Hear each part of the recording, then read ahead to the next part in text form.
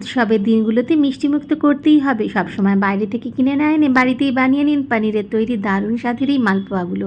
পানিরটা প্রথমে হাতে গুঁড়ো করে নিচ্ছি, মিক্সিং জারের সাথে 1/2 কাপ দুধ দিয়ে একটা লিকুইড পেস্ট বানিয়ে নিচ্ছি।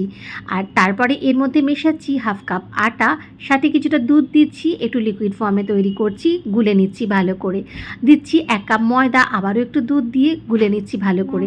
সাথে 2 চামচ কর্নফ্লাওয়ার নিচ্ছি, সেটাও গুলে নিচ্ছি, আর একটু একটু করে দুধ দিচ্ছি। এরকম একটা লিকুইড ডো তৈরি হয়ে গেলে এর মধ্যে দিচ্ছি একটু ইয়েলো কালার, যাতে দেখতে সুন্দর লাগে। ব্যাস, ঢেকে রেখে দিচ্ছি।